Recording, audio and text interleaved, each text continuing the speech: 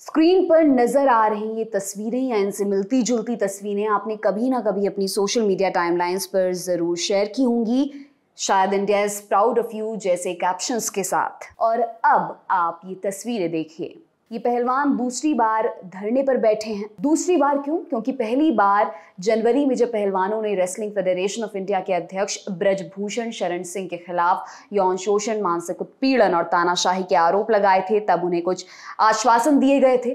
पहलवानों के अनुसार उनकी मांगों को नजरअंदाज किया गया, इसलिए वो एक बार फिर अपनी आवाज उठा रहे हैं। हमारे साथ में एक धोखा हुआ है, एक राजनीति हुई है और हम नहीं चाहते कि हमारी जो आने वाली जो लड़कियां हैं जिन्होंने ब्रजभूषण शरण के खिलाफ में आवाज उठाई है, जो उसने शोषण किया हमारी लड़कियों का, तो वो लड़कियों को इंसाफ मिलना चाहिए। अगर आज उनको इंसाफ नहीं मिला तो कोई भी लड़की जो रेसलिंग में इतना नाम कमाया है, जो लड़कियां इतना बढ़ चढ़ के आज हिस्सा ले रही हैं, वो रेसलिंग जैसे गेम को छोड़ के किसी दूसरे गेम में जाएंगी या बिल्कुल उनके जो फैमिली के लोग हैं उनको कहीं बिल्कुल घर पे ना रख ले, तो उनके भविष्य का भी सवाल है और हमारे आत्म सम्मान की भी लड़ाई है। प्लीज हमारे इस भविष्य की लड़ाई में और हमारे आत्म सम्मान के और हमारी कुश्ती की भलाई के लिए प्लीज हमारा साथ दीजिए। और मैं बताना चाहूंगी, हमने 2 दिन पहले सीपी पुलिस थाने में कंप्लेंट दी थी और 2 दिन हो गए हैं, अभी तक एफआईआर दर्ज नहीं की गई है। हमारी 7 लड़कियों ने कंप्लेंट की थी, जिसमें से एक लड़की माइनर है, पॉक्सो केस बनता है, लेकिन अभी तक कोई सुनवाई नहीं हुई, ना एफआईआर दर्ज हुई। 2.5 महीने हो गए, 2.5 महीने से ऊपर ही हो गए हमें वेट करते करते, और हमें पूरा यकीन था कि सरकार हमारा साथ देगी, लेकिन 2.5 महीने हो गए, रिपोर्ट सबमिट हुई है नहीं हुई है, उसमें क्या था क्या नहीं था अभी तक हमारे आगे नहीं आया है। और अभी थक हार के हम वापस आए हैं कि हमें बता दिया जाए, क्योंकि 2.5 महीने के बाद सब लोग अभी यही सोचने लगे हैं कि हम जो बैठे थे हम झूठे थे, हमारी कंप्लेंट झूठी थी, जो कि हमें बिल्कुल बर्दाश्त नहीं रहा। अब की बार सबका वेलकम है, चाहे कोई भी पार्टी, चाहे बीजेपी आए, कांग्रेस आए, आम आदमी पार्टी आए, कोई भी पार्टी आए, सबका वेलकम है। क्योंकि जब हम मेडल जीते तो किसी पार्टी का झंडा नहीं लहराते, हम तिरंगा लहराते हैं। तो कोई भी आए, जब मेडल जीते तो सब बधाई देने के लिए आते हैं, ना कि एक पार्टी कोई, और नहीं हम किसी पार्टी से जुड़े हुए हैं। तो हम देश से जुड़े हुए हैं, सभी देशवासियों का वेलकम है, सभी आइए। क्योंकि अगर आज हम अपनी बहन बेटियों के लिए नहीं लड़े तो कभी हम किसी के खिलाफ नहीं लड़ सकते। नमस्कार, मेरा नाम दिव्यांशी सुमराव है। आप देख रहे हैं महिलाओं से जुड़ा हमारा खास प्रोग्राम ज़नाना रिपब्लिक। ज़नाना रिपब्लिक में आज मेरे साथ हैं सीनियर जर्नलिस्ट और मेरी को होस्ट अंजलि ईस्टवाल। अंजलि, बहुत बहुत स्वागत है ज़नाना रिपब्लिक में आपका।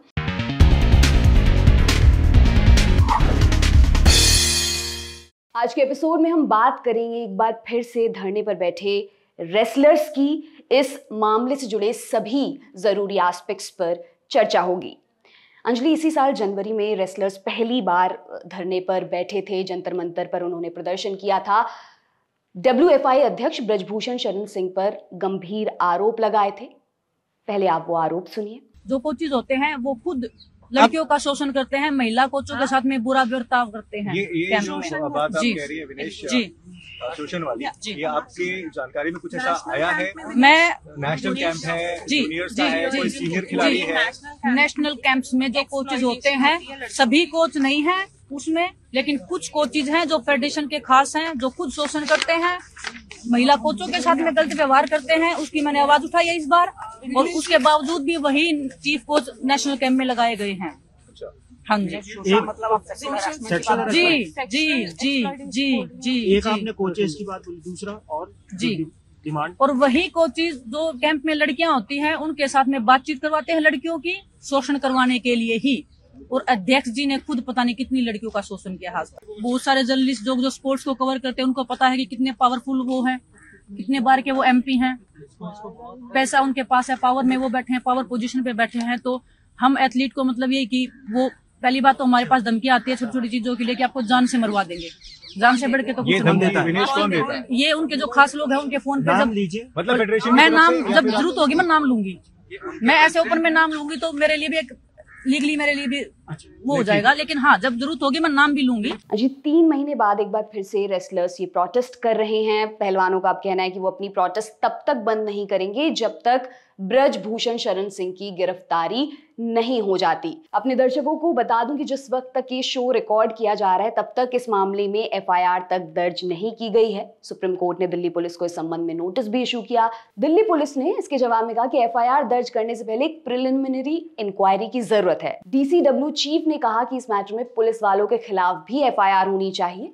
क्या कहेंगी अंजलि इस पूरे मैटर पर जब ये दोबारा प्रोटेस्ट हो रही है? आप ये सोचिए कि अगर एक महिला कहती है कि मेरे साथ सेक्सुअल हरासमेंट हुआ है एक सिस्टम के अंदर, चाहे वो स्पोर्ट्स पर्सन हो या ना हो, या देश के लिए मेडल लाई हो या ना लाई हो, ये इर्रिस्पेक्टिव है, इसका कोई लेना देना नहीं। कोई भी महिला कहती है कि मेरा सेक्सुअल हरासमेंट हुआ है, तो क्या उसे सुना जाना जरूरी नहीं है? और क्या उस पे ये कह दिया जाना कि हम पहले प्रिलिमिनरी इंक्वायरी करेंगे और फिर एफआईआर दर्ज करेंगे, क्या ये सही है? आप क्या मैसेज भेज रहे हैं उस लड़की को जो 15 साल की उम्र में, 13 साल की, 14-15 साल की उम्र में आकर के नेशनल कैंप्स में जा रही है? उसके माँ बाप उसको भेज रहे हैं। माँ बाप वैसे ही इतना डरते हैं बच्चियों को, लड़कियों को स्पेशली SCS, तो क्या मैसेज भेज रहे हैं? मुझे तो ये समझ में नहीं आ रहा है। और कई जगह ये रिपोर्ट्स भी आ रही हैं, पहलवानों ने बयान दिए हैं कि जो भी विक्टिम्स हैं उनको धमकाने की कोशिश की जा रही है, उनके परिवार वालों को धमकाया जा रहा है, शायद पैसे भी दिए जा रहे हैं चुप रहने के लिए। देखिए, इससे एक सिंपल मैसेज जा रहा है। मैं ये नहीं कहती हूँ कि आप इसकी इन्वेस्टिगेशन मत कीजिए, लेकिन इन्वेस्टिगेशन शुरू करने से पहले सबसे पहली चीज की जो प्रॉब्लम है, जिसके खिलाफ आवाज हो रही है, उसे हटा के अलग कर दीजिए, ताकि कोई अनड्यू इन्फ्लुएंस भी ना रहे ना। अब टॉप के आदमी के ऊपर अगर कोई सोचिए, एक छोटी लड़की जो माइनर भी, अगर उसने उंगली उठाई है तो सोचिए कितनी ऊंची उंगली उठाई है, उसको कितना बड़ा डर लग रहा होगा, और आप उसको हटा ही नहीं रहे। तो सबसे पहले ये जो आप मैसेज भेज रहे हैं कि आपने आवाज उठाई है लेकिन उसका हमको कोई फर्क नहीं पड़ता, वो वहीं बैठा रहेगा, और ऊपर से आप इनडिसिप्लिन कर रहे हैं। एक महिला पीटी उषा जो कि इतनी रिस्पेक्टेड है, हमारे स्कूल की किताब, मैं स्कूल की किताब की जब बात कर रही हूँ वो बहुत ही पुरानी बात कर रही हूँ। पीटी उषा का नाम हम लोग सब लोग सीखते थे, पूरा नाम अगर हमें आता था उस टाइम पे, उनके गांव का भी आता था, सब कुछ आता था, तो वो हमारे लिए एक आदर्श थी। आज अगर वो कहती है इनडिसिप्लिन है कि क्यों ऐसी बात कर रहे हैं, तो वो क्या मैसेज भेज रही हैं उन सारी बच्चियों को, वो मुझे चिंता होती है। इसलिए ना हमारा एथलेटिक कमीशन है, वो लोग पहले थोड़ा तो डिसिप्लिन तो होना चाहिए, है ना? तो they should come to us earlier if they have a real problem. Instead of coming to us, they have gone straight away to street. No, it is not good for the sports, not only for the residents. IOA की president हैं PT Usha, और एक पूरी organisation है जो देखरेख करती है। जब उनकी तरफ से इस तरह के बयान आएंगे, तो जैसा कि अभी आपने कहा, तो क्या असर पड़ेगा आगे आने वाली जो जनरेशन है, जो स्पोर्ट्स में, जो खासकर महिलाएं जो स्पोर्ट्स में आगे जाना चाहती हैं, हमारी सुनवाई करने के लिए कभी कोई नहीं होगा।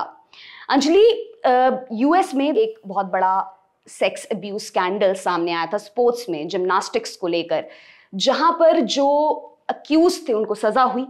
डॉक्टर लैरी नासर, उनको सजा हुई, सुनाया गया। पूरा 150 से अधिक महिलाएं अपने खिलाफ हुए सेक्सुअल हरासमेंट के बारे में बोली, और जिस तरह की चीजें सामने आई वो एक वाटरशेड मोमेंट की तरह देखा जाना चाहिए।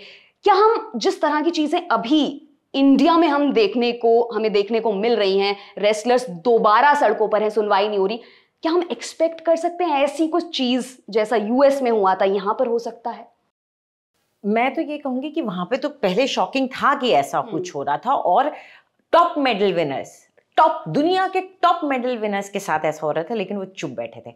तो आप ये सोचिए कि अगर उस लेवल के लोग चुप बैठ सकते हैं, एक कल्चर ऑफ साइलेंस प्रोपोगेट हो सकता है, तो सोचिए हमारे देश में जहां पर वैसे ही मुश्किल होता है महिलाओं के लिए कुछ बोलना, वो कितने ज़्यादा चांसेस हैं कि बात कितनी बड़ी हो सकती है। दूसरी बात ये है कि हमारे देश में कुछ भी होने के लिए आपको ये समझना होगा कि आज जो सड़क पर महिलाएं बैठी हैं वो स्टार्स हैं, सेलिब्रिटीज हैं, उनके चेहरे लोग जानते हैं। अगर उनकी बात कोई नहीं सुन रहा है तो फिर कैसे जूनियर लेवल की, और वो भी एक कंपेटिटिव फील्ड में जब महिला होती है ना, वो चाहती है बस अंडर द रेडार रहूं, अपना काम करूं, किसी तरह आगे बढ़ूं, वो पछड़े में पड़ना ही नहीं चाह रही है। उसमें वो 10 चीजें इग्नोर भी करेगी, उसमें वो 10 चीजों को समझेगी भी नहीं कि ये उसके अगेंस्ट हरासमेंट है।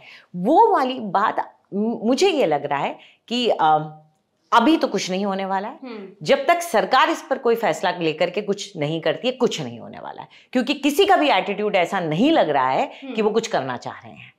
और बार बार जिस तरह के इल्जाम लग रहे हैं, आपने जैसा भी कहा कि जब तक सरकार कुछ नहीं कहेगी, जो इसमें एक्यूज्ड हैं ब्रजभूषण शरण सिंह MP हैं, ऑपोजिशन पार्टीज हैं, उस तरह की बातें भी कह रही हैं कि वो कहीं ना कहीं प्रियंका गांधी वाड्रा ने जिस तरह से कहा कि ये सरकार दबाना चाह रही है इस पूरे मामले को, तो जो पूरा इसके पीछे की पॉलिटिक्स चल रही है उस पर भी मैं आपकी टिप्पणी जानना चाहूंगी अंजलि। देखिए, महिलाओं से जुड़ा मुद्दा होता है तो बहुत जल्दी पॉलिटिक्स शुरू तो होती है, लेकिन उसको एंड तक कोई लेके नहीं जाता, ठीक है।